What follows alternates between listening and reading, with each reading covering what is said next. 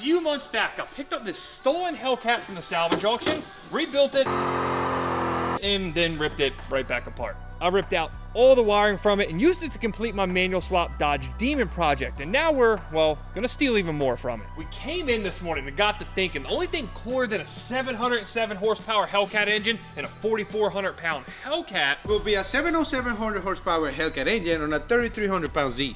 I mean, he already has the Super 6 Dance Boy wheels. Now we just need a big, ignorant engine. 3 times the horsepower. It is literally 3 times the horsepower. The math checks out there. The basic idea here is we're going to take the engine out of the Hellcat and try to make it to the transmission that's already in the 350Z. That way we only have to worry about the logistics around swapping an engine and not doing a complete driveline refit. And of course, we're not doing it just for fun, right? No. She's not sounding too hot these days. The whole point being here is that one could, I suppose, argue that a Hellcat engine swap is practical. Practical? Practical or not, I'm positive there's 100 problems we're gonna run into, most of which will probably be caused by the fact that that engine is massive compared to this one, but I suppose there's only one way to find out.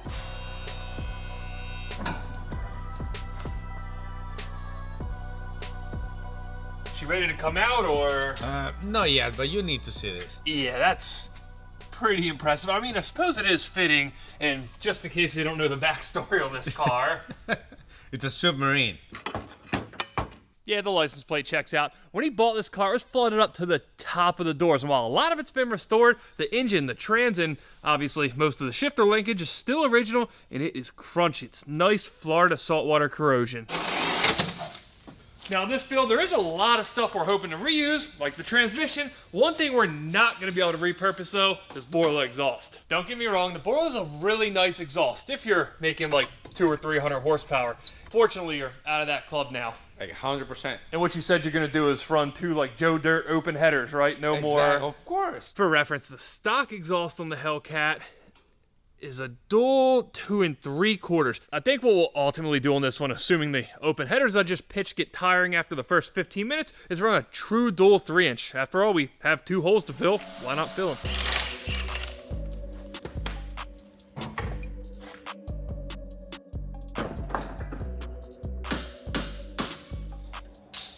And with that, we're basically more or less ready to come out. What do you say we drop the Hellcat out, and while you're finishing up this, I can knock the transmission off that, and then we can test fit it. Sounds like a plan to me.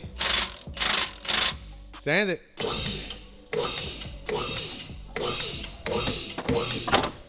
Oh yeah, last time I had to pull the alternator off to get to the oil pressure switch, and now the alternator's just chilling.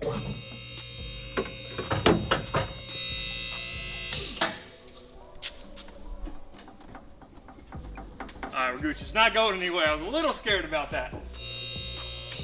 There we go. Now we just gotta get the trans off it, and we can start to get an idea what we're gonna be working with here. Eh, good enough.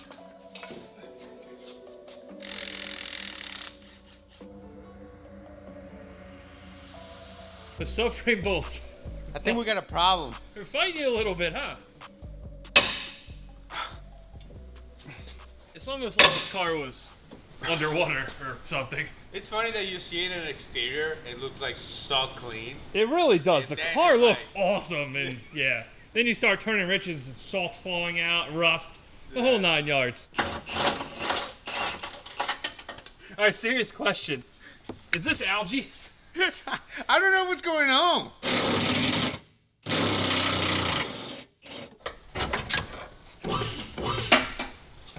All right, what's hung up now? Don't go down yet. I think it's just the bolts are just unplugged. Steering shaft? Got it.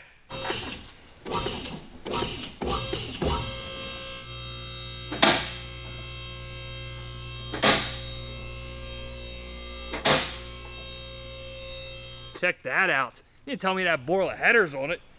You didn't need to do this swap. Probably made plenty of power. It's what, like 260? Not at all. Now, obviously, we still have a massive amount of work to do here, but I think we should probably. You know what I'm getting at, right, Fernando? Yes. You got to. I guess this is like the first of many moment of truths here. What about if it doesn't fit at all? I wouldn't be surprised. I'm positive we're gonna have to cut a lot of this car up. But hey, it's an old Nissan, right? It's fine. It's rusty already. What was that? The supercharger pulley's hitting the radiator, so we need to go back with it. So dropping the car down over the engine, the steering shaft, that is gonna hit the valve cover.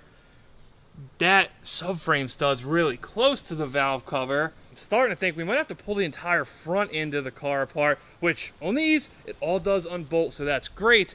That might be the way we have to get this engine in there. I don't think it's gonna go in like this, and it's certainly not gonna be easy. But hey, it's in, sort of. Congrats on the swap. 707 horsepower, that's all that matters. We got a lot of work to do.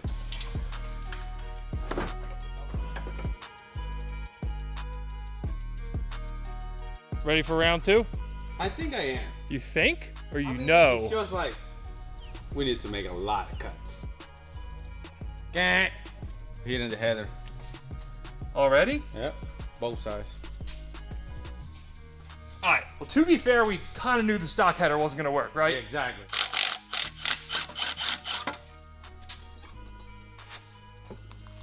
Hey, it's going in pretty good, though. Oh, get this guy up and out of the way. Who needs AC?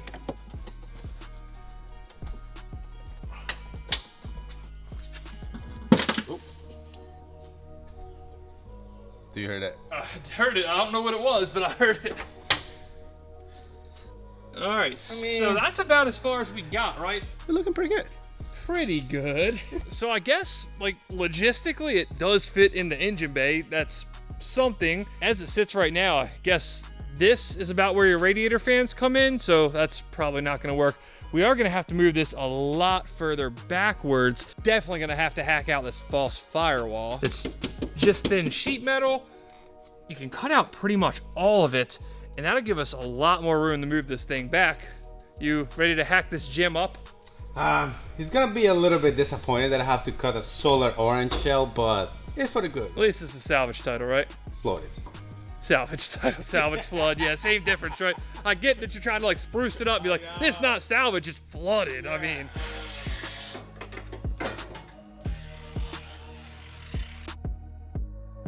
We're at the point is no turning back on this project. no turning back. No. I gotta admit though, it looks really good. For the record, it's my first cut in the chassis. You know, I was like, kind of a little bit nervous. The cuts turned out really good. I gotta give it to you on this one. What happened there though? What's going on with the big hole in the firewall now? I know you had to cut the lip off. That all looks good. It's clean, it's nice, and then there's the big hole. The valve cover on the passenger side hits the firewall a little bit. So far, I crossing my fingers, that's the only major cut that we have to do to the chassis. And now that you got the cutting done, I guess this is where the fun really starts, right? Exactly. Busting open new parts, is spending a ton of money. Look at the finish. I like that. Yeah, you're just ignoring the whole money part, right? You know, you're just trying to block that part out like it never happened. It's just like, I don't want to think about it. I think that's how we all justify that. If you don't think about it, it doesn't count. Is your credit card company thinking about it? It's already on the limit. Anyway, this is our conversion oil pan. It's by LOJ Conversions. It's made specifically for this swap. It has a heavy front sub, so we can bolt it right to the Hellcat engine and it won't hit the subframe that's going to sit just behind it. Equally as important, we have this adapter plate. It's a sick piece. This is going to let us bolt the CD09 transmission that's already in the car to the Hellcat engine. We got the engine mounts. By the way, it looks sick. They are sick. So I've done a lot of engine swaps back in the day, and the swap mounts were never this nice. They always look like some dude made them in his backyard. This actually looks like a really nice piece. So let me show you the shifter. Look at this quality. So Feel it. also a really nice piece, but I was a little confused why we needed this. I think I've figured it out though. It looks like our adapter plate's gonna space the transmission back, I don't know, a half inch, maybe closer to an inch. We have this trans cross member as well, which I didn't think we were gonna need, but it's slotted, I believe, to let us move it back even further. That explains this. We need a shorter shifter. That, plus the cutting, I think, handles the swap part of this whole deal. Now we gotta talk about the power part. More money. The most expensive part, right? Yes. Yeah, so Holley Dominator ECU. It's the same ECU that I'm gonna be running on my truck. It's a 6 setup. And then there's this guy, a 10% bigger crank pulley for 10% more boost. Is that how that works? Now, if you watch my Demon Truck build series, you know that if you're running the Holley Dominator ECU, it's not capable of controlling the variable valve timing, which means it's got to be deleted. Fortunately, it's a super simple process. You just need to remove and open up the cam gear, then you install the phaser lock pin to take away the cam gear's ability to, well, be variable. That's really all there is to it. It's one of those things that sounds a little more intimidating than it actually is, especially on an engine like this that's super easy to time. But this next step, this one never feels quite right, no matter how many times you've done it. Why? The first time that I have to do this, it has to be on a $10,000 engine and not a Honda. What better time than the present? Wait, so you want to do it on a $100,000 engine? Not at all. When you put an ATI balancer on these, you want to drill and pin the crank as well. So Fernando, you're up.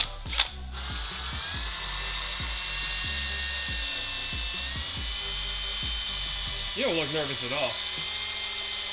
I am nervous.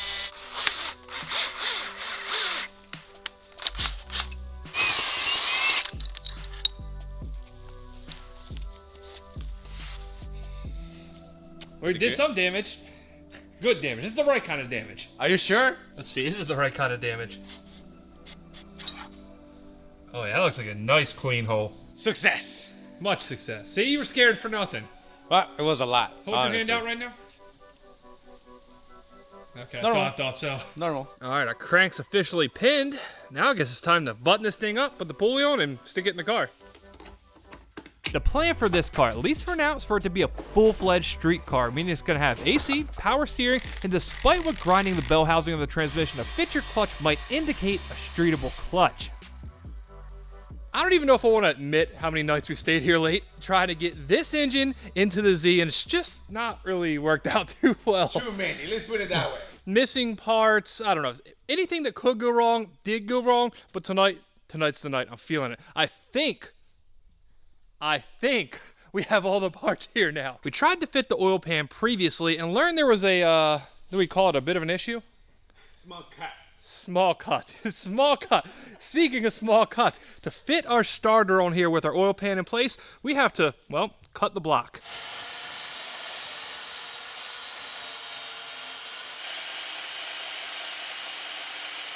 All right, it kind of looks like you know what you're doing there, almost.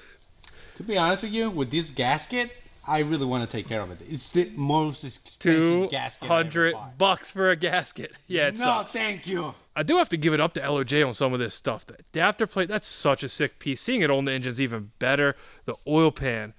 Now, I guess the only question here is, and probably haven't tested this part, does the starter actually fit?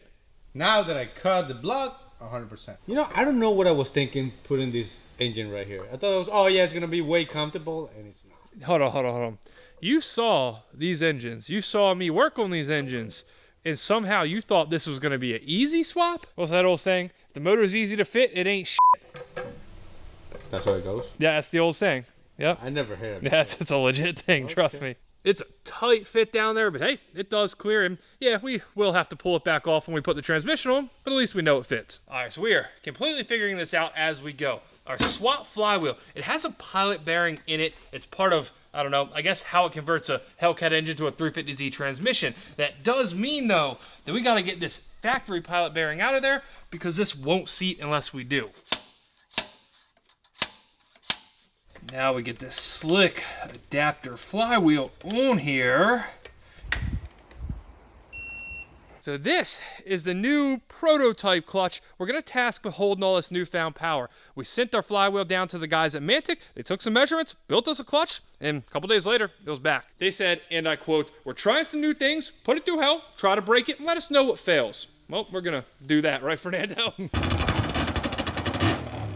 We are going to do that. No problem. Say no more. There we go. You look like if you know what you're doing. I don't. Okay. Trust me. Everybody looks like they know what they're doing when they have a torque wrench in their hand. All right, now it's the real moment of truth here. Are you nervous? We got the adapter flywheel, we got the adapter clutch, but we don't know that it adapts for sure yet. Hopefully. And I think we're going to need it. Yes, it's supposed to adapt. Oh, it adapts. Dude. It adapts. If you guys have ever fought with a transmission, putting it onto an engine, getting it through the, pressure plate, getting it through the clutch disc, This was not that. This was cake. As much as we fine-tuned, double, triple, quadruple checked everything about this transmission swap, the one thing we haven't been able to answer, and no one's really been able to give us a good answer to, is if we were able to use a stock throwout bearing. The diameter of the throwout bearing, that's right, we measured that, but we weren't sure about the throw. But now that we got it assembled, we can stick the old borescope in here, and I don't know much, but it looks right to me, which means if I'm not mistaken, it's time. Is it? It's time. Finally? Finally.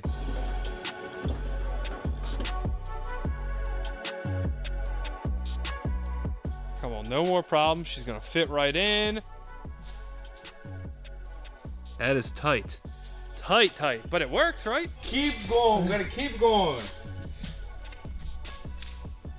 Oh, like a glove. Check that out. Like a glove. Alright, I'm hitting something there.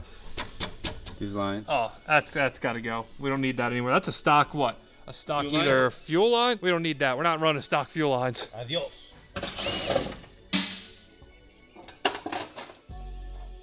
There's our old stock fuel lines that, yes, are actively still leaking fuel. Here's the size of the fuel line we're gonna need for the power we're about to put in this thing, right? No. You sure? No. You sure? A little more. Oh, wait, we're there. We're there. How's it look? Oh, that's way better than I thought it was gonna be. Look at all that clearance. I thought this thing was gonna be right up against the firewall. I really can't lie. I didn't think it was gonna fit this well. We all know swaps put big engines in small cars. It works well sometimes, but typically things don't fit great. There is so much more room than I thought. I'm genuinely impressed by that. We do have to come to the driver's side a good bit though. We have a lot of room there, not so much there. Needs to go a little more, I think. That wasn't really the factory service manual way to move it, but it works. Why is nothing grinding, hitting? Like, things should be going bad by now. Something. That was just a cable. Okay. All right, hold. Let's double check. This seems to be going far too smoothly. Oh my, even the suffering is on place. This is some kind of line that doesn't really matter. The alternator has clearance now that we popped those sway bar brackets off.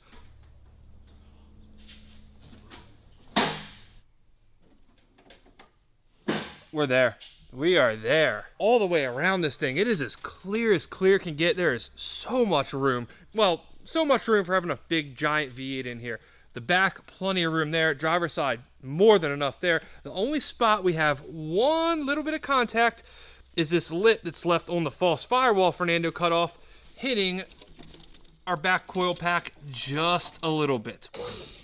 A little more? Right there.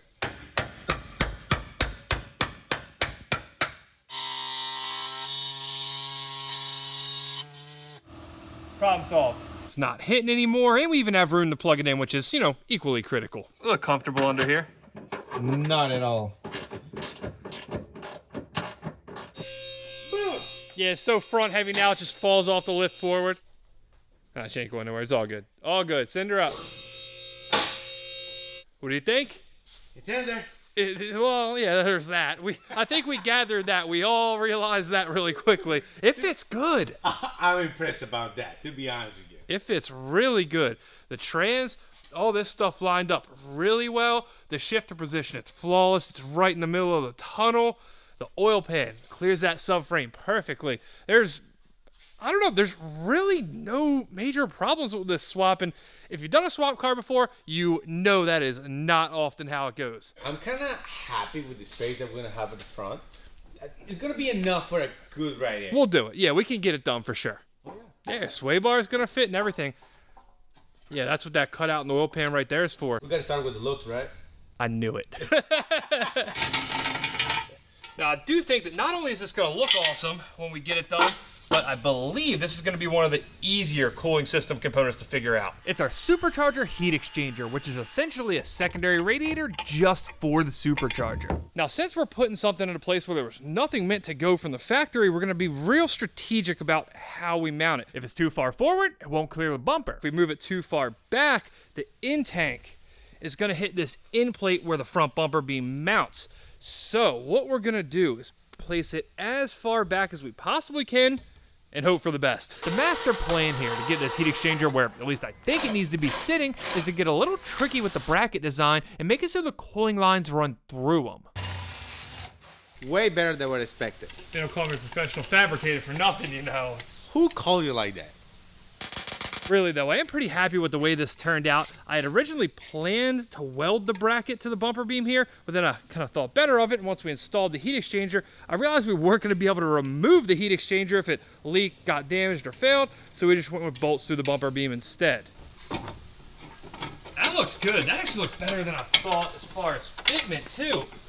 It's off the power steering cooler in there. Not that we couldn't relocate that if it was an issue. I can't even pretend that doesn't look awesome. That's one of the coolest parts about doing a forced induction car. Something big and shiny in your grill. That was a Paul Wall song, right? That's it. Whoa, look at that. That's not where we're supposed to be. Oh, wow. Now, the fancy new heat exchanger, that's cool and all, and that's not at all a heat exchanger pun. That was completely natural.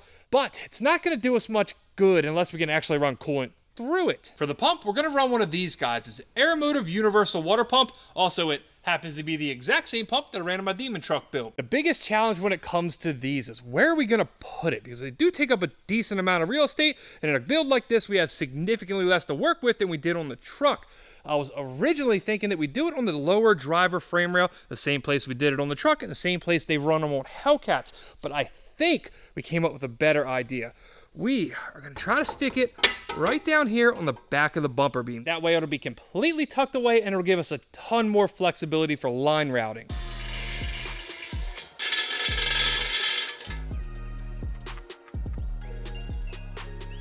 Basically, this is art. Can we call it? Modern day Picasso, you know? Idea with these holes is that when I stick it in through that dude's eye, it's going to come out right there exactly like I planned. And then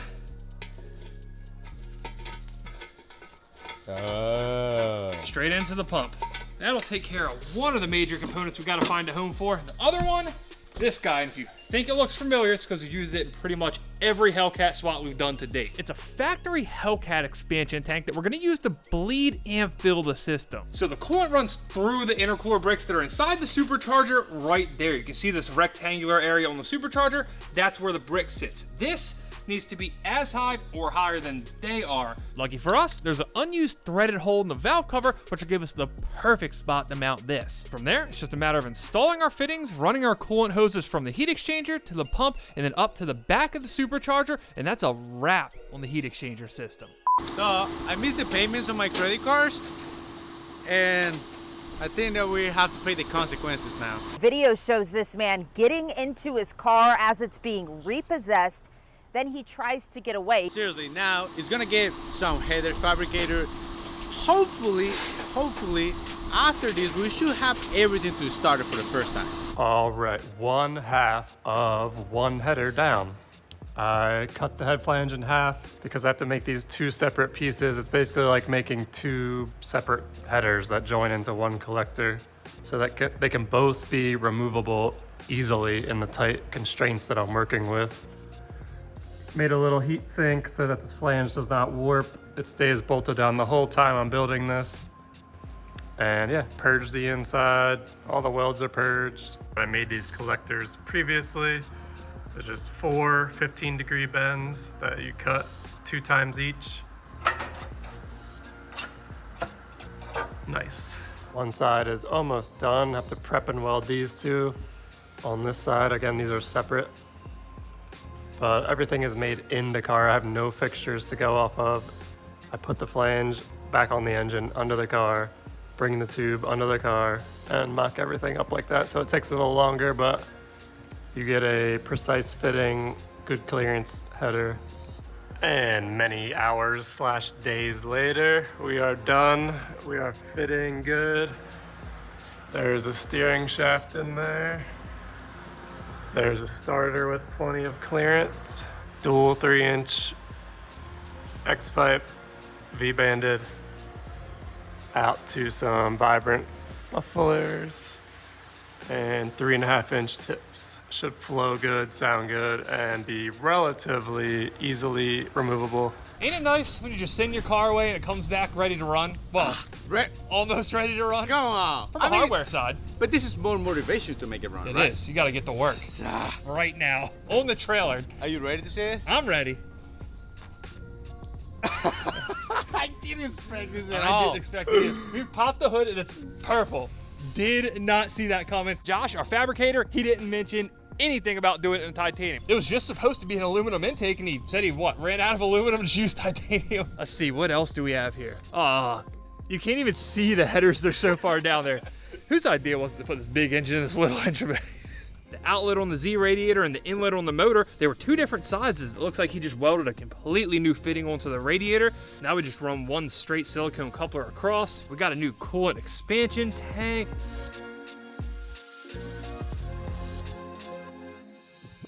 Oh my God, look at those headers. They look sick. There's our lower radiator hose going to the outlet on the Hellcat engine. What else do we have? The exhaust. Check this out. JDM style muffler. It really does look like the traditional, like, angled 350Z. You know, if you're coming up from behind, you're not even gonna know this thing as a Hellcat engine. Now that Josh has finished up the radiator and a lot of the other cooling, we've done the heat exchanger, except for a few little odds and ends. We need a couple fittings to completely finish that. You just did the power steering cooler, all right? Yes. What do you think about that? Terrible job, but hey, we'll call it done for now. It's fine. Anyway, we've cooled about everything except the most important thing, oil. So now we got to take care of that. Now, one of the cool things about these Hellcat engines is these stock fittings, which have these weird connectors on it for a stock oil cooler. You can simply unscrew these ones and thread in an aftermarket -12 O-ring fitting. It makes it super simple. You don't have to hunt down anything weird. It makes it ultra easy to convert to some type of aftermarket oil cooler. That looks pretty factory, you know? Well, the cooler's not. This is factory, albeit not factory for a, what is this, a Nissan? I almost said it's a Hellcat, but no, it doesn't make any sense. So the cooler's just a set trap unit, super simple, super lightweight unit. The bracket though, I believe this is what they call recycling. This is a transmission tunnel cover from a C6 Corvette. Just hack that up a little bit, boom, mounting bracket. What do you think? Solid. She ain't going nowhere. Now, the original plan with this oil cooler was to run straight fittings out of the bottom of it and then 90-degree fittings on the end of it. It's the most cost-effective way to do it, but once we got them on there, it just doesn't sit that well. I'd really rather the lowest point of the car not be the oil cooler lines. New plan time. We're gonna pull those straight fittings back out and install these banjo type fittings, which are $60 a piece. It's disgusting. But hey, when you pick up this much ground clearance, in worst case scenario, it potentially saves your engine down the road. I think it's a worthy expense.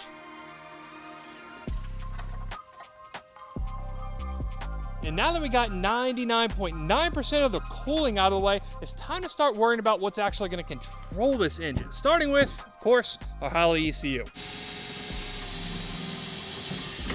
Are you taking a nap or something? Yes, that's exactly what I'm doing. Yes. Even with the limited space, though, we were able to tuck this one back in here really nice and neat. I think, keyword think at the moment, we're going to be able to run all our factory dash panels. Not only is mounting it over here going to give us a ton of room for all our Holley wiring, but we can even reinstall our stock ECU.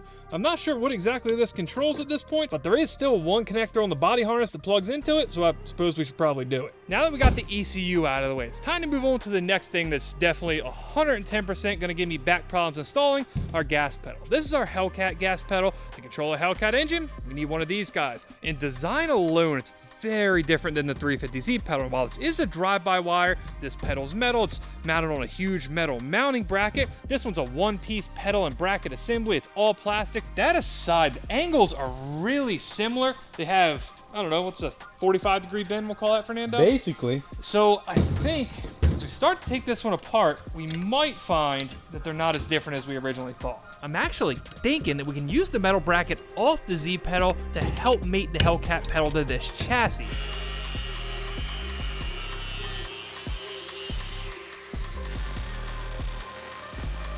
It might not be the prettiest thing in the world yet, but I think we're about in the right place. We're in the money here. What's that sound like?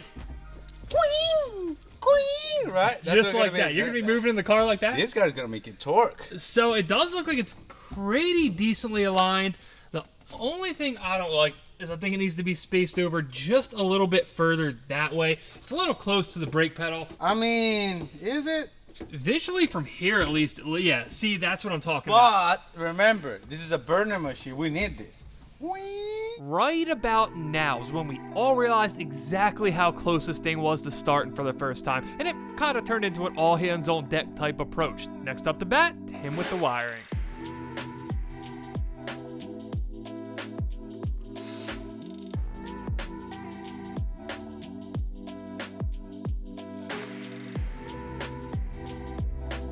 As per usual, Tim absolutely crushed this wiring. The entire engine harness is wrapped up. We got a lithium-ion battery by anti-gravity. The Holley ECU, that's done. The intercooler pump, the radiator fans, it's all ready to go. There's really only a few things we have to do. Fuel lines, fuel pressure regulator. One other part on the fuel system that's pretty much on every single build we do at this point is an ethanol content sensor. This is gonna give Fernando the option to run E85, 93 octane, or really anything in between. Now, one of the only downsides to running E85 is you consume so much more of it. So it's a virtual certainty, just like we did in this car, that you're gonna need a bigger fuel pump or 3 and an aftermarket feed line to make sure that engine's getting enough fuel when you really need it. Now, from the factory, these don't have a fuel return. So for our fuel return, we're gonna get a little creative. We ran new feed lines all the way up, as you guys have seen. So we're gonna use the stock fuel feed line as our return, just to save a few bucks. The feed is more than big enough to use as a return, even on an aftermarket fuel system like this, so why not? For the lines we had to make in the engine bay, it's a little more complex than that. We mounted our fuel pressure regulator over here. This T-fitting coming off the front of the rails, that's our return. This lower dash 8 fitting that kind of looks like it's coming up out of nowhere is coming from all the way down there. That's the one that goes all the way to the back of the car through our fuel filter, through our ethanol content sensor. That line tees off here behind the motor and feeds the back of each fuel rail. Now, I'm not gonna pretend that I was ever the best at math, but by my, rough calculation here, we have 3 things left to do before we can start this. And they're pretty simple, right? Gasolina, See? oil, See? and don't be nervous and crack it, right? Oxygen centers was the next answer. But yes, those are the 3 things. I guess, getting over the nerves. This is the first time in my life that I put an E85 in one of my cars. Welcome to the club, buddy. It's beautiful. It's so dirt cheap. It's a nice, cheap gas. It smells awesome. Yes.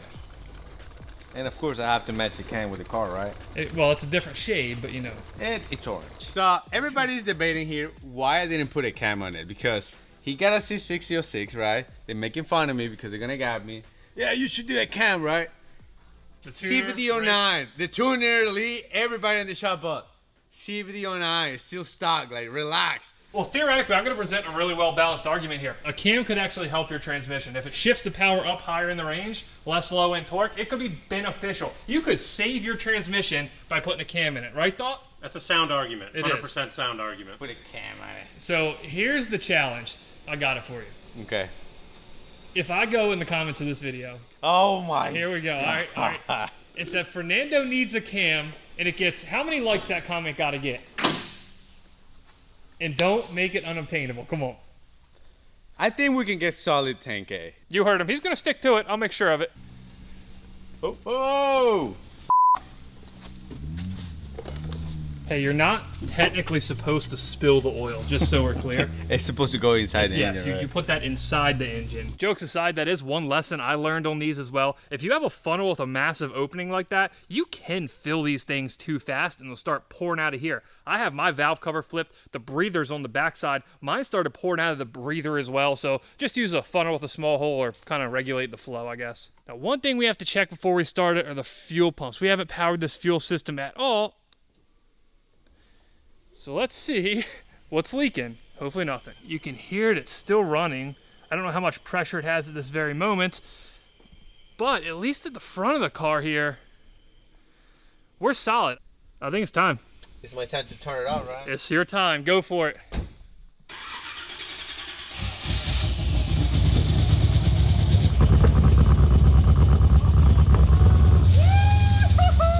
Oh, cut it. Oh, pressure? Very low. There's always something, right? Look at the car. It's a Hellcat and a 350Z. There's gonna be an issue or two, right? I mean, just minor details like low oil pressure. You still have to take a second and appreciate the fact that this thing just fired up for the first time. It runs. I mean, we might have a catastrophic issue somewhere, but it runs. You built a Hellcat 350Z. Well, we got oil in the oil filter. That was checking things the manual way. At least. Congrats on the new build, buddy. Come on, congrats. Don't leave me hanging. These oil pressure sensors are in kind of a weird location. To get to it, you gotta pull the alternator off, but either way, we did it. And the sensor on the left, this is the one that was in the car. And while it plugged into the Holley harness, this is the specific part number that it calls for in the Holley manual. They're different. While they look physically the same, I'm thinking maybe this one outputs a different kind of reading, and the Holley just didn't know what to do with it. What's your confidence level right now, Fernando? Woo! I would say a solid 10. It's gonna work. 10% or like 10 out of 10? 10 out of 10. Oh, okay. We're gonna be good. All right, 1 pound of oil pressure right now, so that could theoretically be reading right. Cool. Go ahead, crank it up.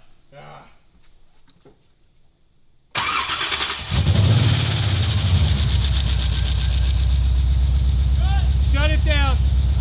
Shut it off. Read 0 now. Now, for obvious reasons, I'm getting significantly more worried about this. On the end of the sensor, the new sensor we put in, that we just took back out, of course, there's no oil. So we have one last thing to try here before we get to all the stuff that's not so pleasant. And if this ends up fixing this, we're gonna have another discussion about phrasing and wording by parts manufacturers, but we won't talk about that until we determine if this is the issue or not.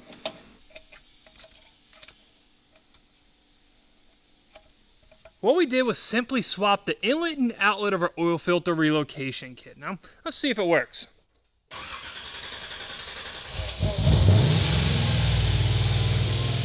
we got it. There we go. Boom, all right. All right, finally. So that's good news and annoying news. This is awesome, I'm happy about it, but this is annoying. So we had to run lines off our engine block to the oil filter relocation kit. And this reads, the bottom port on the engine block is the inlet, meaning oil goes into it. The upper port is the outlet, meaning oil comes out of it. At least to me, that means the flow of the oil comes out of the block to the inlet on the oil filter housing, then out the outlet on the oil filter housing, and back into the port on the block we were told is the inlet. Nope, it's the other way around.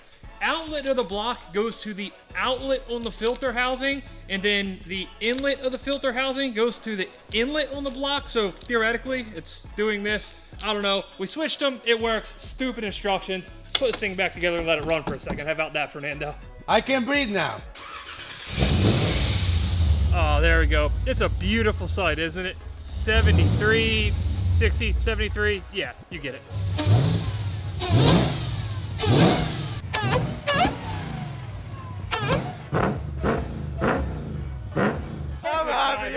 Oh, I'm done. Now it's finally time to put our creation to the test. Why you look so nervous?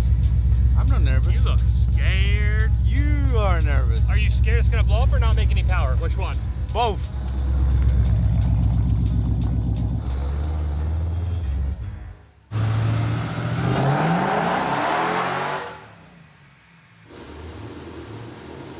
What happened here? I told you to put a twin turbos on this thing. Is something wrong? On a serious note, you can smell those little rubber band stance tires he has on this thing roasting on the dyno, even at such a low power. So we're gonna try to air them down and hope that cures this issue. And by issue, I mean making 327 horsepower in a Hellcat 350Z. I don't know what to say about it.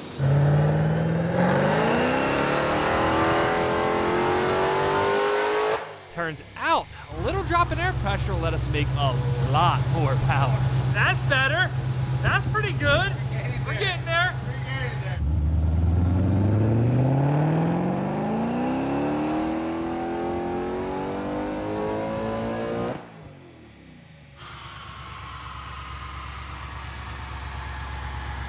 It's 600?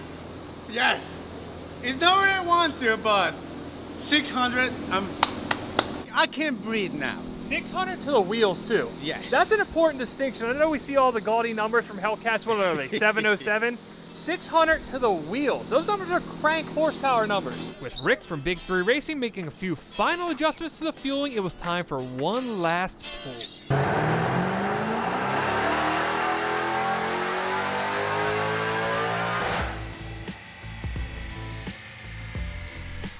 625 horsepower, 613 pounds of torque, and look at that graph. It's straight across from a really low RPM. This thing's gonna be a riot.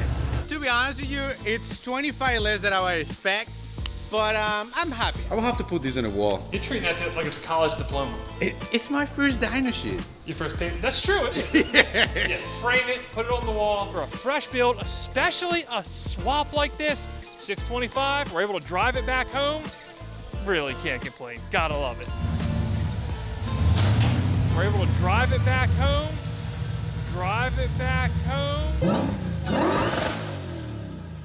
I just break something. What is it? I don't know. The wheels didn't even spin. Not at all. This seems familiar. You break something? Yes! It's gotta be an axle, right? Probably. Axle, diff, something. Yeah. Well, 100%. you know what they say. What? Mopar, no car, baby.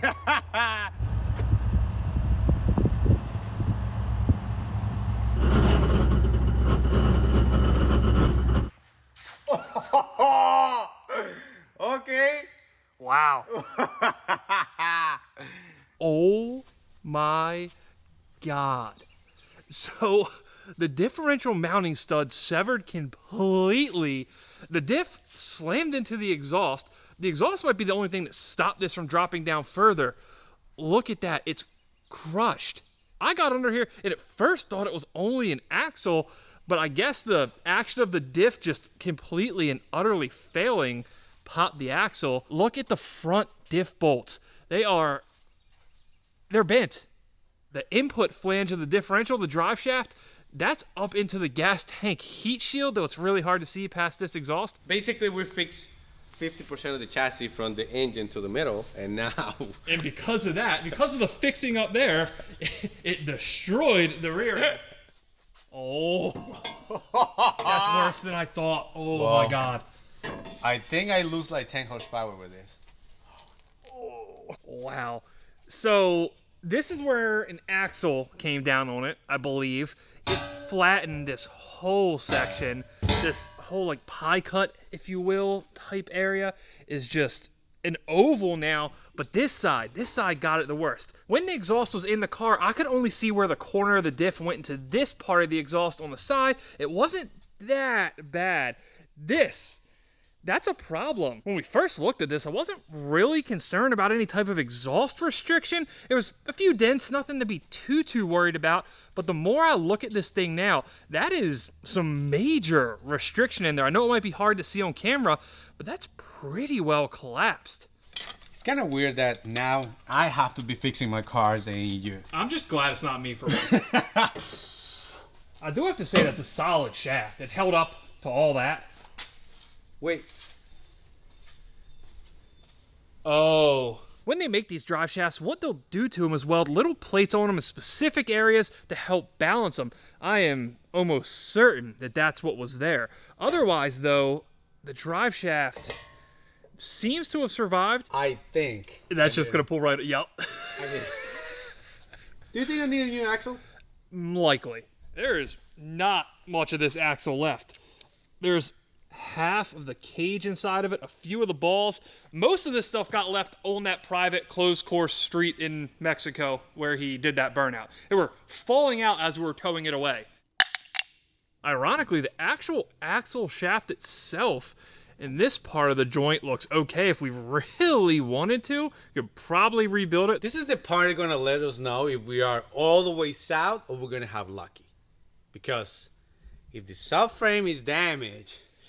So the concern with the subframe here isn't so much that back mount. I think we can work with that. The question we have is these front bolts, clearly they're bent. The washers are screwed up. Did it just bend the bolts, or did it screw up the differential mounting bosses on the subframe itself? Is it out? It's out-ish.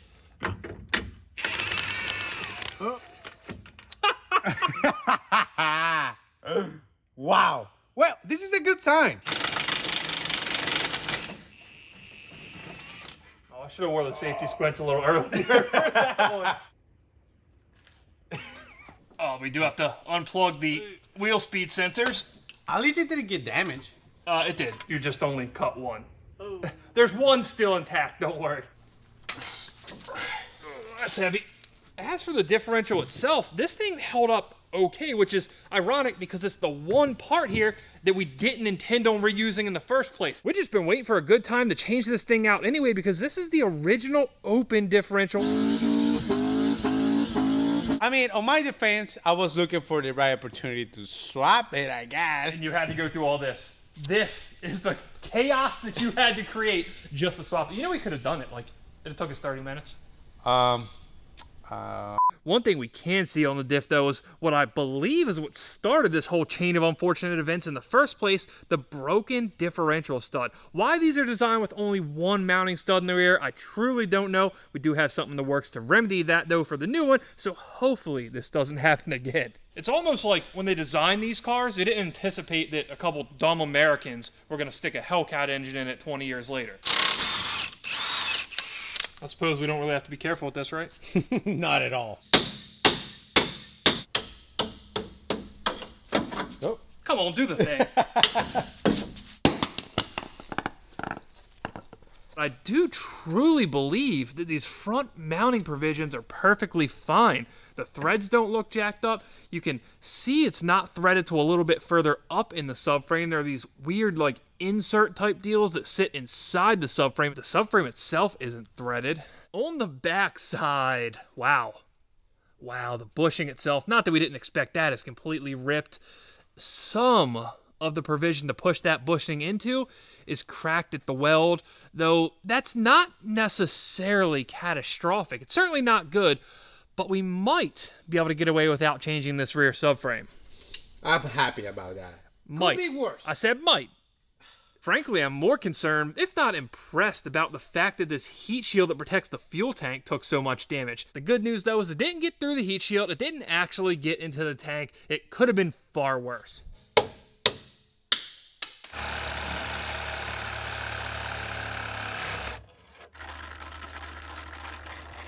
That's pretty cool.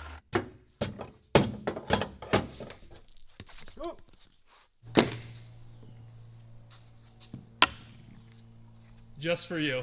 Wow. I kind of feel that you've been waiting for this. What do you mean? Yeah, well, obviously I had to have it custom made. There was a lead time, you know. It wasn't just something I whipped up off the shelf. Wow. Shoot me straight. You just spray painted that thing black, right? I don't want to talk about it. But it looks decent, right? You don't have to worry about how it looks outside because the important part here is now we're going to have LSD. Now, not only are we getting rid of this junk open differential that'll make the car prone to one-wheel peeling and generally just being unpredictable at speed in favor of an LSD, but this diff, it's also a lower ratio. This one, it's a 3.3. That one, it's a 3.5. Keep in mind, Nissan spec'd this gearing for a car that makes like 200 horsepower, so switching to this, it should allow us more time in gear instead of constantly shifting.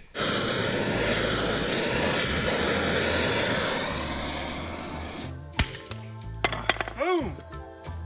Adios.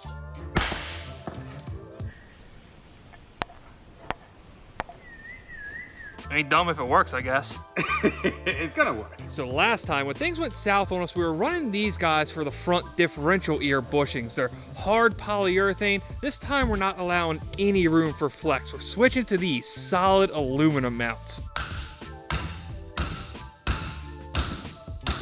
I'll tell you, anybody who has something bad to say about Harbor Freight toolboxes, they work pretty good, honestly. I think this is part of my axle, right? Where did that come from? Just from right here from the Out of the spring perch?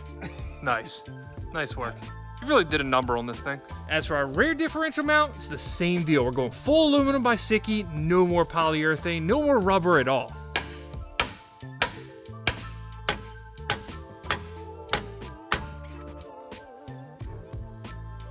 So there's our little broken piece off. Another part of the collection, right?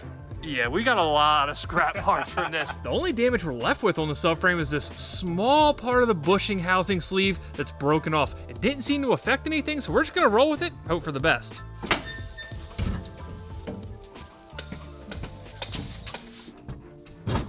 Oh yeah, buttery smooth, there we go. We're in the money now.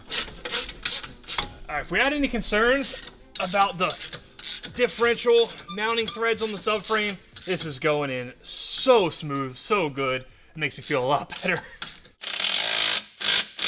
All right, our diff, it's in place, but it's not quite all we're gonna do to make sure this thing stays in place. And that is where this guy comes in. It's gonna mount to the differential via 2 of the cover bolts, and then Fernando is gonna slide another bolt through the rear subframe and into our brace.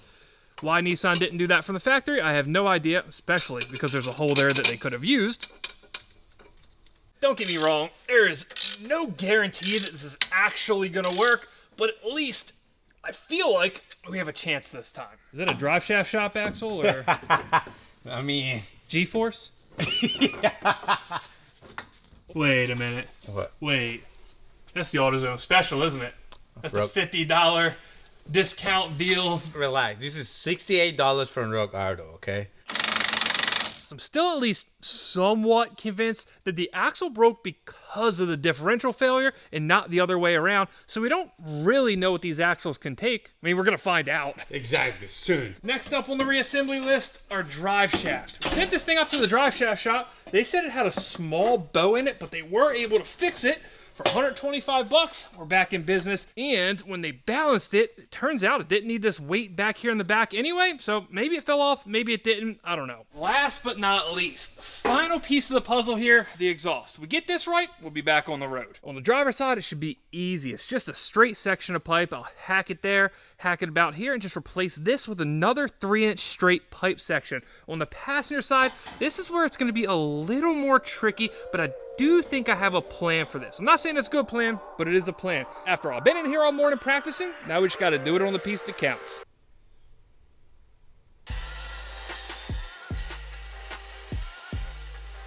Now that we got our bad section of pipe cut out, we can lay this over our new tubing and use that to get ourselves a perfect direct fit section we can weld in and be on our way.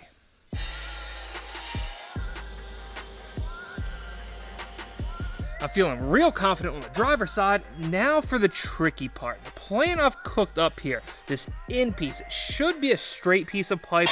I'm thinking we'll just hack that off right about there. That way we have a good piece of tubing and our V-band flange. And on the other side, we're gonna hack it right at this weld. Now I know the curve section here is bent, it's crushed down this way, but it's not bent in the same way this is bent. So I'm thinking that we might be able to hack this off and squeeze these back into place. How hard this exhaust repair is gonna be pretty much comes down to this moment. If this cooperates, we're golden. And it kind of looks like it is. Yeah, the other side of this is if we just break all the existing welds from doing this. See if I release, does it go back or is it still somewhat? It flex a little bit. Yeah. Okay, we got a little more work to do.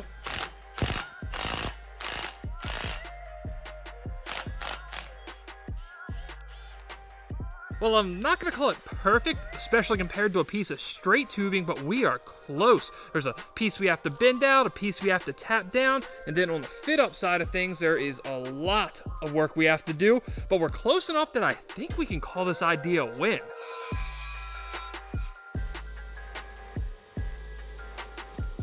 Well, we're back in one piece. Now we just have to hope it still fits. Well, the driver's side fit up is beautiful, but this isn't the one that counts. We can always make one fit, making two fits the hard part. And yes, don't worry, we'll correct our position of this once we know it all fits. It does fit. It was a two-person job to get it seated. We had to massage the muffler a little bit, but I think we're pretty much golden. Trust me, I'm just as surprised as you guys are, but this actually turned out quite nice. Nothing's rubbing, there's nothing weird going on. I know in the grand scheme of things, this is a really minor exhaust repair, but it's always nice to come up with a plan like this, execute it, and actually have it work.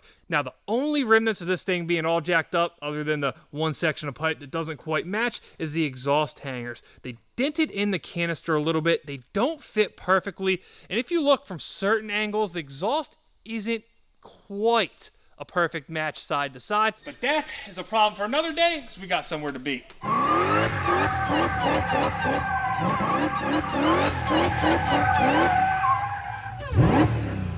Is it hot in there? Not really. You're fogged up. What's that? I like it. Turn the defrosters on. Bye. Well, we figure what better place to come test the Hellcat Swap Z out for the very first time than an empty parking lot that they also happen to use for drift events.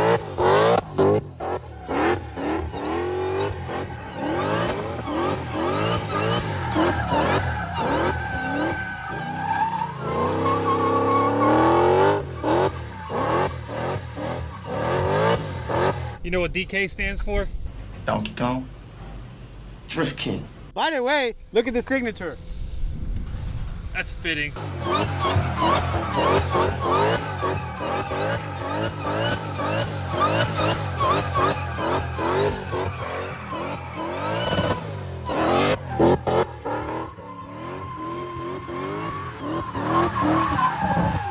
What do you think? It looks good. How's it feel? It feels good. How glad are you we switched to that LSD right now? 1000%. If you were here with an open diff, that would be not a good time. Yes. Not a good time. We just found out the hard way Dalt's car has an open diff. Can you let us know your drift experience so far? Anyway, we're gonna try this and see what happens. Take this junk. I'm all natural, all right? I don't need performance enhancers. Uh-huh.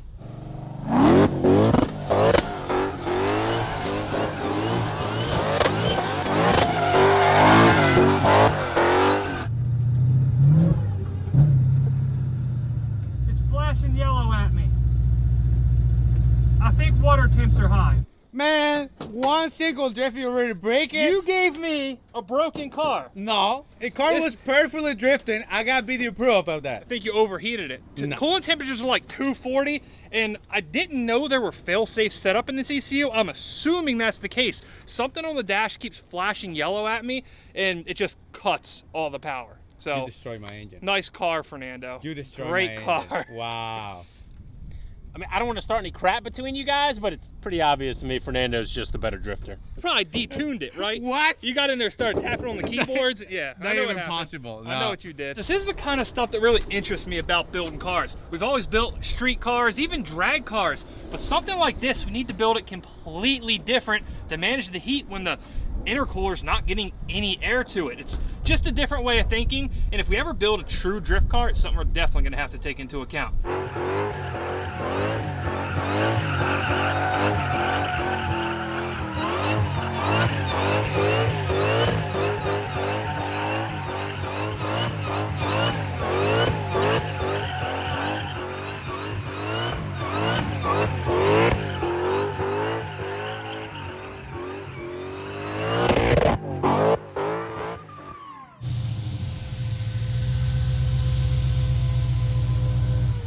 Alright. In first gear, it works okay.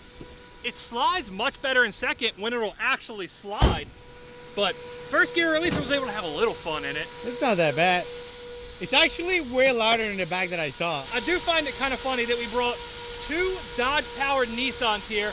One of them is a great drift car, has a LSD, has all the power you could ever need, but then it overheats very quickly. And the other one, I think we could beat on this thing all day, don't you? Yes. This thing made a ton of power. If you want to know exactly how much power it made, got to watch Austin's video on it tomorrow. It is dead nuts reliable from what I can see.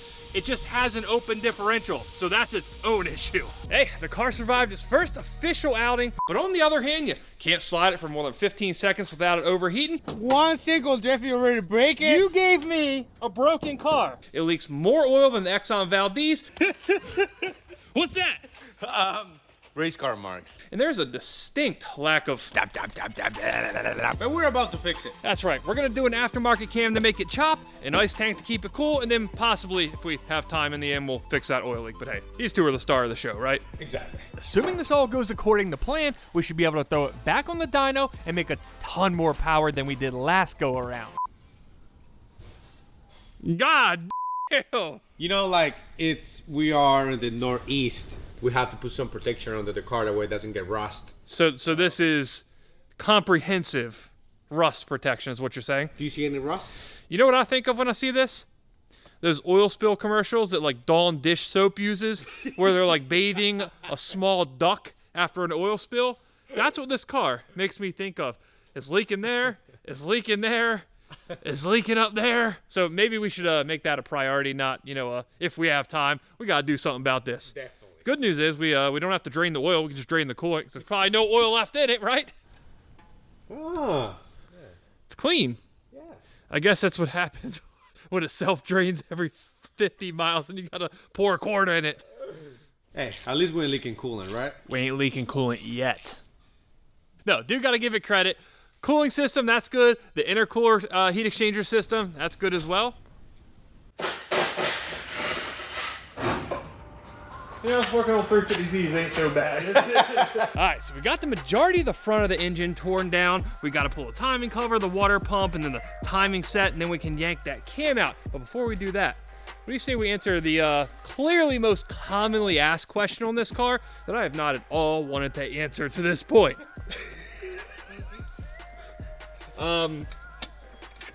So technically, success. There's no chance we're getting this back in. So we will have to modify this lip, but we do have to, on some level, make this car serviceable. Again, you have to be able to change spark plugs, or I don't know, compression test your engine when you miss shift and rev it to like 9,500 RPMs, right, Fernando? Hopefully it doesn't happen. Probably happen. Either way, we need to be able to do this much easier than this, so we'll probably, have to do a little modification of that lip. Now, we don't technically need to remove this blower, but I kind of forgot to mention, oh, there's a fuel line connected. I kind of forgot to mention, we're gonna do a pulley as well, so might as well pull it off and make it just a little bit easier. We need more boost. We should probably hit that fuel line. Got it? Yep.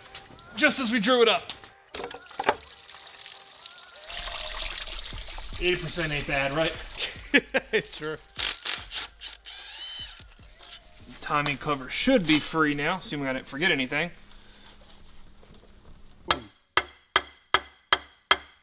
There we go. That looks familiar. It does. Been in here kind of recently, right? Yeah. Last time we just locked this cam gear to get rid of the VVTI. VVT on these. Not VVTI is Toyota. This time, putting the choppy boy in, doing it the right way. All this part of the job should be pretty familiar to you, right? You know, the Mopars are getting quite familiar. It's like I've done this a few times before.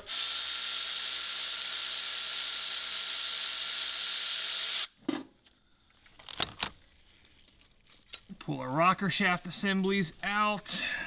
And then that is going to let us take all of our push rods out. Now with our push rods out, there's no more tension on the valve train. None of our valves are open. We can go ahead and untension our timing chain with a small Allen key, just like that. And now we can rip out this cam.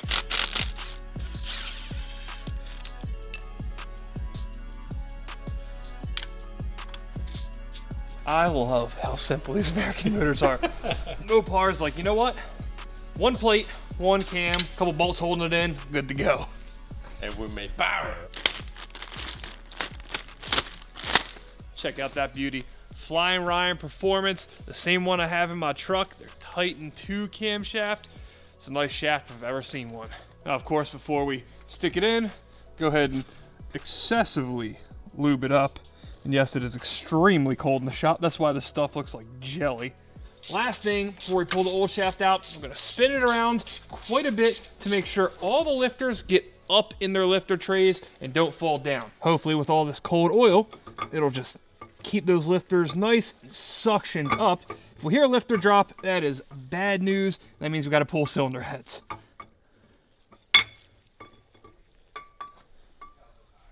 Do a quick inspection for wear to make sure there's no damage to the lobes that would indicate a bad lifter.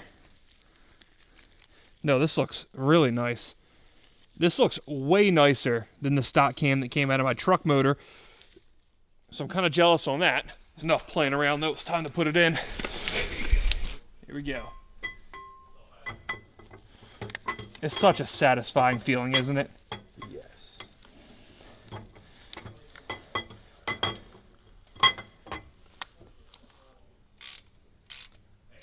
Oh yeah, we're home, baby. There we are. One freshly installed shaft.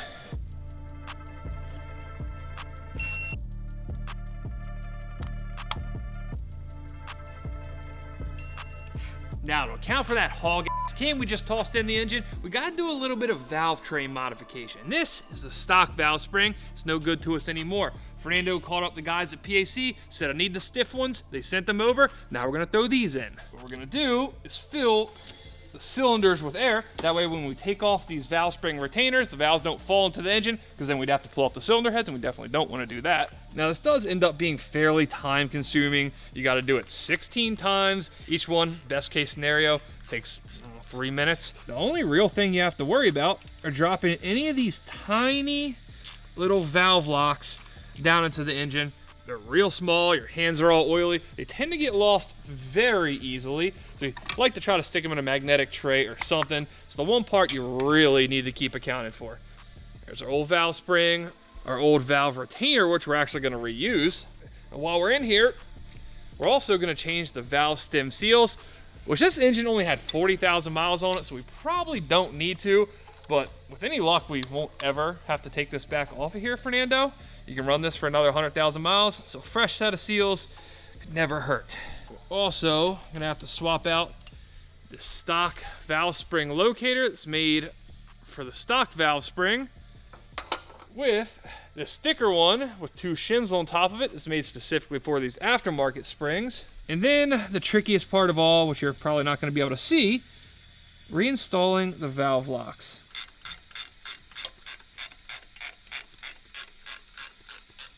And there we are, one successfully sprung valve. Probably not the best way to put that, but I'm just gonna roll with it. A cool 2 hours later, we finally got our valve spring upgrade complete. Now we get to upgrade our push rods as well. We're gonna swap out to these aftermarket units, also by Flying Ryan Performance. It's gonna count for our new cam job, make sure everything is still right lengthwise. There we go. I can't get the push rod in because, where's the hammer? You know, it's a swapped car. You gotta improvise sometimes. Right in. With the last of our new parts installed, we can lock down our rockers, seal up the rest of the engine, and try to install our coil packs. Normally, this isn't even something that would, you know, peg the radar as being hard. We did manage to get this third one in far easier than I anticipated. Actually, I didn't even pick up the camera to film it, so I figured it was gonna be some hour-long ordeal, and it just turned out not to be. No. And that was the hardest one, right? Yes, well, hardest one so far. I think we got it. I think we got it.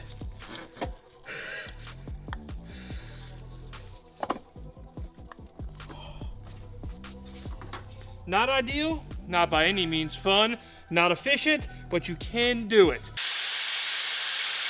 We'll call that a fat W, and now we can move on to the Supercharger. We're gonna stick a smaller pulley on it, specifically a 2.75 pulley, to up the boost, therefore up the power.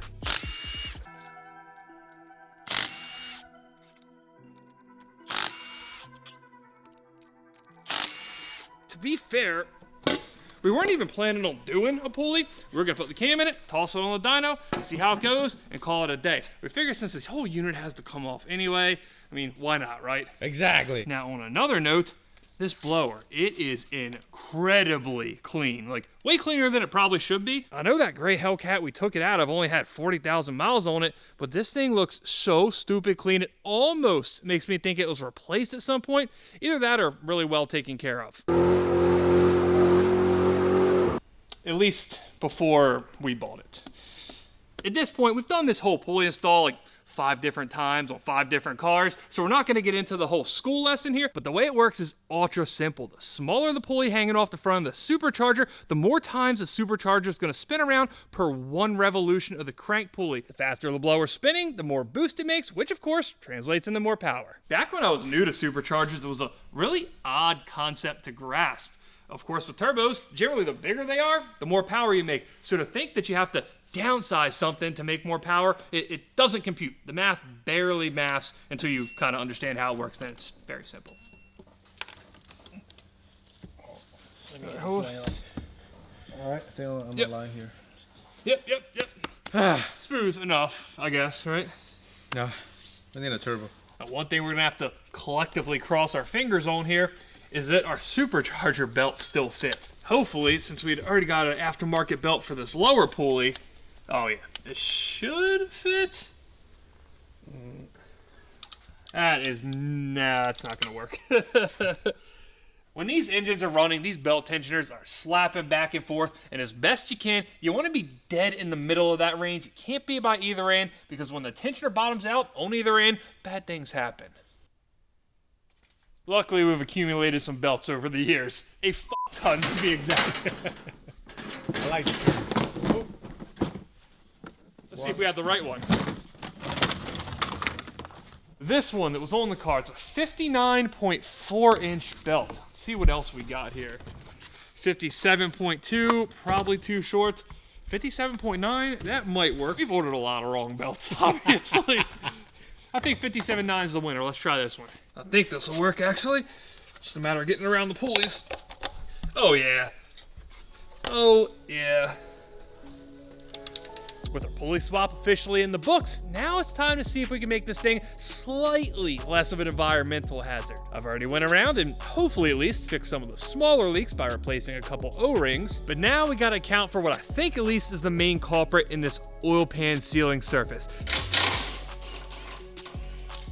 I kinda did what it was supposed to. That is not a lot of room though. Can we get it down further? That might get us there. That's a little better. Sound of silicone breaking. Oh, it's a zip tie. A zip? Whoa. Hold on. Repeat that, please. Yeah. What did you just say? What? Where's the zip tie? Oh, I got the oil pan zip tied on. No wonder it's leaking. What? I don't know. I mean, it's just around the gasket, right? Cool.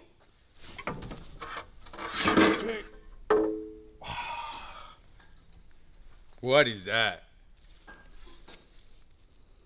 Ethanol, probably. Just moisture, because this thing doesn't get driven that often. What it needs to do? Either drive it more often or don't run ethanol. Driver.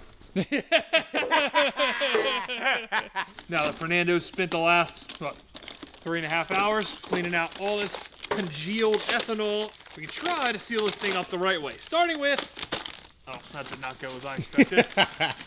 Please don't damage that One moment, please. Yeah. Starting with a new oil pan gasket. So I think that was one of our issues. You can kind of see the sealing surface of this oil pan gasket goes inboard right there, but this oil pan, there is nothing there. You can see the old mark from the old gasket, so I have to assume that's the cause of at least one of our leaks. One of many, of course. So what we're gonna do is go around this entire oil pan with gasket material. Specifically, Toyota FIPG. It is the best, hands down, and I will argue about it in the comments. So freaking nerve-wracking. Bolting something up when there's gasket maker on it and just hoping you get it right. Oof. It's right there. You think it's gonna be on the place? It is in the front. You don't want like a couple bolts along it? No, because we got to put the pan on very quickly after this. We're going to hope that it sticks. So I don't think it's going to go anywhere. But let's put the oil pan on before we find out if it is indeed going to go somewhere, all right? Okay, ready? Yep.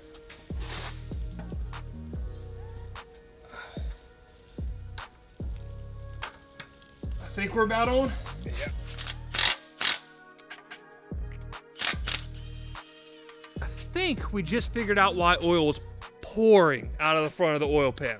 these guys. We were using factory Hellcat oil pan hardware, but the flange on this aftermarket swap oil pan, it's so much thinner, and when it was put on the first time, didn't realize that some of these bolts were bottoming out before the oil pan was completely tight. They would get snug. To the naked eye, it looked like they were all the way tightened down, but it wasn't until we put this silicone on here, you know, the thing they said we're not supposed to do, that you realized it wasn't pushing silicone out like it should be when you're using these bolts. We swapped to a couple different bolts in the front, shorter ones, and sure enough, when we tighten them down, silicone starts pouring out of it. Kind of sucks we didn't catch that the first time, but at least now I have some faith that when we fire this thing back up, it's gonna be dry. Definitely.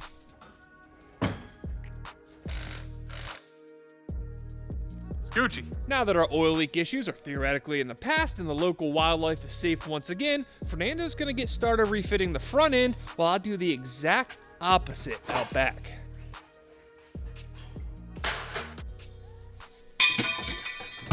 We are gonna stick this big old ice tank right back here in the trunk. And Fernando, I do sincerely hope that you don't have any attachment to any of your trunk interior because it's all pretty much on the floor back there.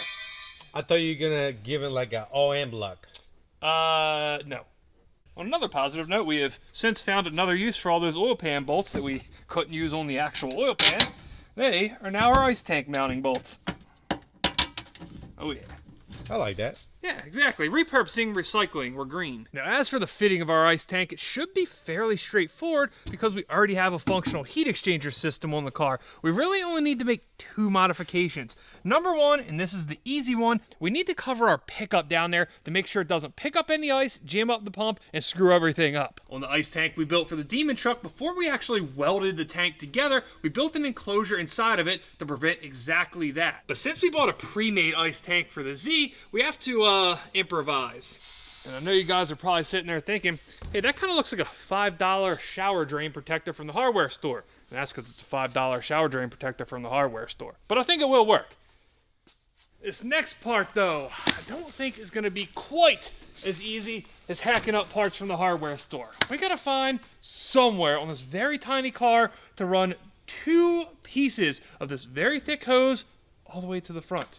I was looking around the car earlier and there is no room on the inside of this thing, so that leaves us with the underside of the car as being pretty much the only option. But even down here, there's just not that much room. We could maybe snake them from the engine bay somewhere down next to the headers, but for obvious reasons, that's a horrible idea.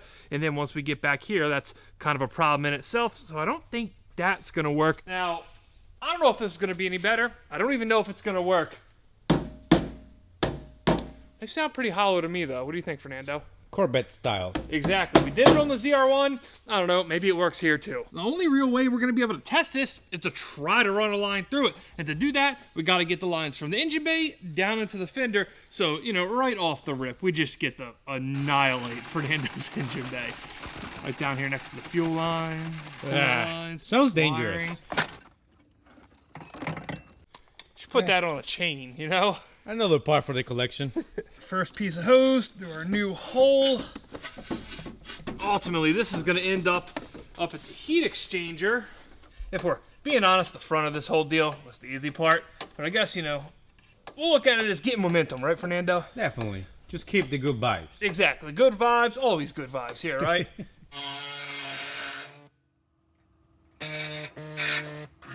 Don't get me wrong, good vibes will immediately cease if this hose does not get through there.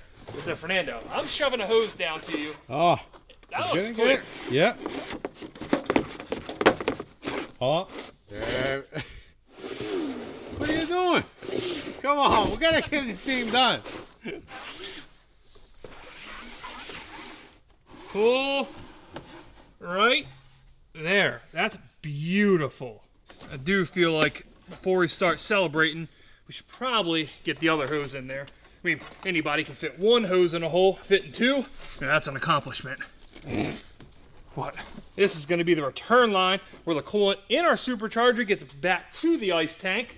All right, same thing. Let's try it again. We there? Yep. All right, pull her all the way through. Keep going. All right, on the front side, that turned out, to be honest, far better than I anticipated. We Clip our side skirt fully back in. Everything's tucked back behind the fender. Let's hope the back side goes just as well. We did have to get a little more aggressive with the saw back here. Even though we had to cut more, we still retain our side skirt mounting tab. This will tuck around the side of that. And just like the front, again, this turned out really well. You gotta admit it feels good, doesn't it? It is.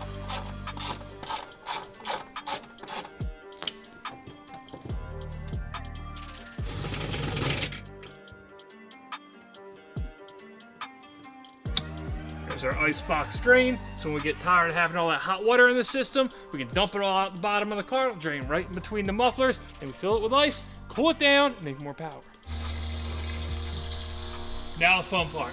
I don't think so. Come on. I'm nervous, man. Come on. So I'm gonna command the intercooler pump on via the Holley Dominator, and theoretically, that tank's just gonna Nothing? Mm-mm.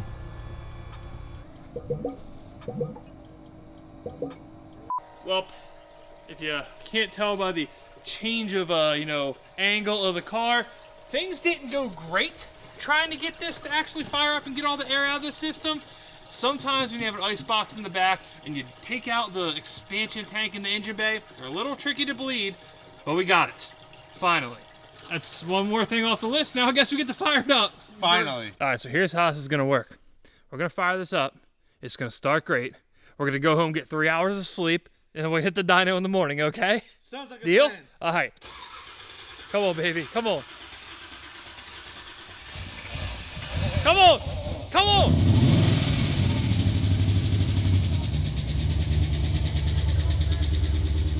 Oil pressure's good. 72 pounds.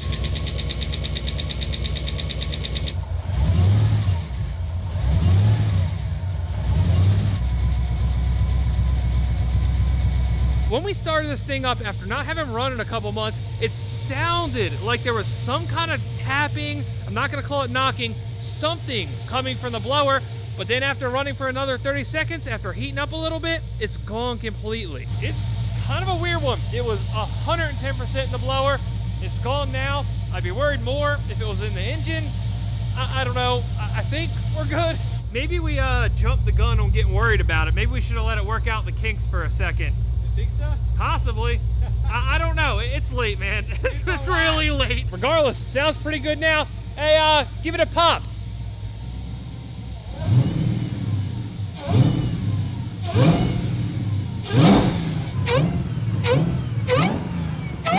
I know we had a bit of a scare there. Tonight hasn't went great, if we're being honest, but it do be chopping.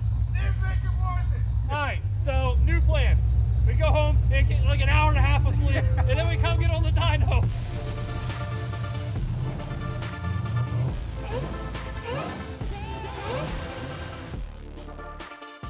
Little bit 85, wake you up real good, huh? If I only. You know the deal. You gotta take a guess. What are you hoping for? 707, and 707? and I'm cool. You just want to beat a Hellcat to the Yes. tire.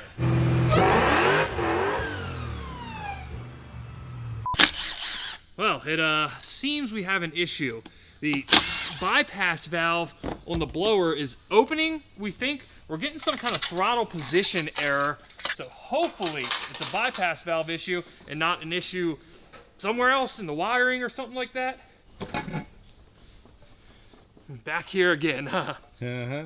Looks familiar. And I know at this very moment, it might look like we're a little bit rushed, and that's because we are. We got Rick from Big 3 on the Holley as per usual, and he leaves for Detroit Autorama in like 30 minutes. So we gotta hustle this thing back together and try to make another pull. Assuming this does work and fix our issue, this has to be some kind of record for a Hellcat bypass valve change, right? Definitely.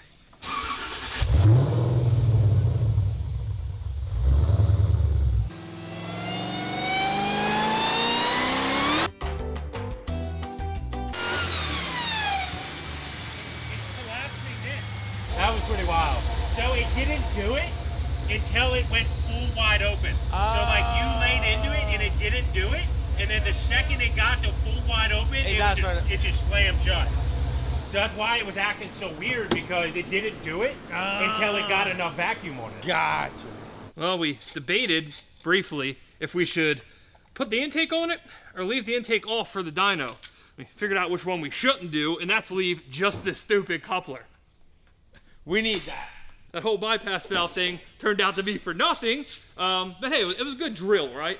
It's weird that we didn't notice with the pulls before. No, until Rick said, make someone watch the throttle body to see if it's closing. So Austin, who's behind the camera right now, watched it, and it just crazy. Mopar lover, right? Yeah, #1 Mopar guy identified the problem. Watching that video back, that is crazy. It's not like there's any restriction here. This is a pretty solid coupler. I can't believe instead of just, sucking in all the free air, it decided to close that thing up. Absolutely crazy. Let's take it back off and try this whole thing again.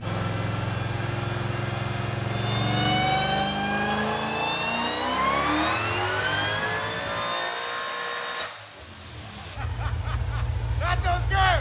That sounded good. What was it? I saw it. Oh my God. Did you see what I think I just saw? What was it? Hold up. What was it? Hold up. Sounded like it made That sounded good. Boom! Oh, wow! And Oh my goodness! horsepower. Here, just What's up? Wait, what do you think it is? 70. 840. Wow! There you go. All right, let's take it off. No. Rick says there's more. Really? Rick says there's more. Let's keep going.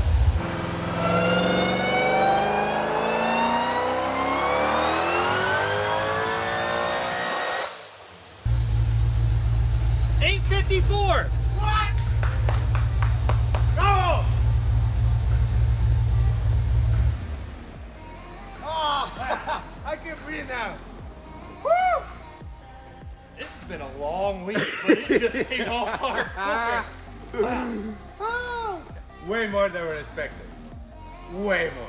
Craziest part is, Rick said if we let this thing cool down for a couple hours, we might touch 900. No, I definitely don't want It that. could happen, but I think this is a better example of what you're gonna get in the real world, right, Fernando? Exactly. 230 horsepower more than last dyno session. Thanks to a cam, a pulley, we didn't even put ice in it. And thanks to you guys to give you this bad idea after you guys agree in the comments. Yeah, we can't forget. Yes. They're the ones that made this happen. Yeah.